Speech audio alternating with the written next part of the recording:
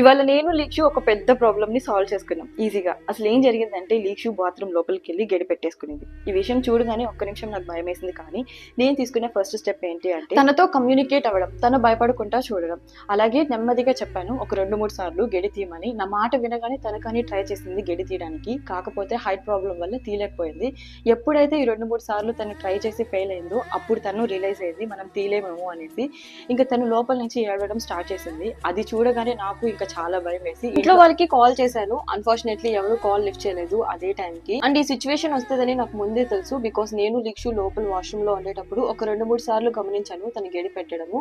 గడి పెట్టేది కానీ తీయడం వచ్చేది కాదు. అదే టైంలో నాకు అర్థమైంది ఏంటంటే నేను లేనప్పుడు ఒకవేళ గడి పెడితే ఏంటి అనేసి. అందుకే లోపల ఉన్న స్టూల్ ని యూజ్ చేసుకొని హైట్ కి సెట్ అయ్యేలాగా గడి తీయడం అప్పుడే నేర్పించాను. అండ్ నా గైడెన్స్ లో ఉన్నప్పుడు కానీ ఈజీగా పెట్టేసేది కానీ తీయడానికి అసలు అయ్యేది కాదు. సరేలే ఫాస్ట్ గా నేర్పించేద్దాము అనుకునే లోపల ఇలాగా జరిగింది. అసలు ఏం చేయాలో అర్థం కాని సిచ్యువేషన్ అనమాట. సో అప్పుడే నాకు ఒక ఐడియా వచ్చింది అనమాట. లోపల ఉన్న స్టూల్ ని యూజ్ చేసుకొని ఒకసారి గెడితి అని చెప్పగానే తను కానీ ఏడుస్తున్నా కానీ నేను చెప్పిన మాటలన్నీ చేసేది, నాకు వినిపించేది బయటకి. సో నేను కానీ ముందు నుంచి ఫోర్స్ యూజ్ చేసి తలుపుని తడుతూ ఉన్నాను. అండ్ తను కానీ ట్రై చేసేది అనమాట. సో రెండు సైమల్టేనియస్ గా జరిగి బై గాడ్స్ గ్రేస్ గడి అయితే ఓపెన్ అయిపోయింది. ఇది మొత్తం ఒక 10 minutes జరిగి ఉంటుంది. ఈ 10 minutes లో నేను ఎంత టెన్షన్ పడ్డానో నాకే తెలిసి. ఇంకెప్పుడైనా బాత్రూమ్కి వెళ్ళి గడి పెట్టుకుంటావా? పెట్టుకోవు కదా. ఇదంతా నేను ఎందుకు చెప్తున్నానంటే ఇలాంటి చిచ్చురు పిడుగులు ఉన్న ప్రతి ఇంట్లోనూ ఏదో ఒక సవాల్ ఎదురవుతూనే ఉంటుంది ప్రతిరోజు. మనం ఎంత జాగ్రత్తగా ఉన్నా సరే.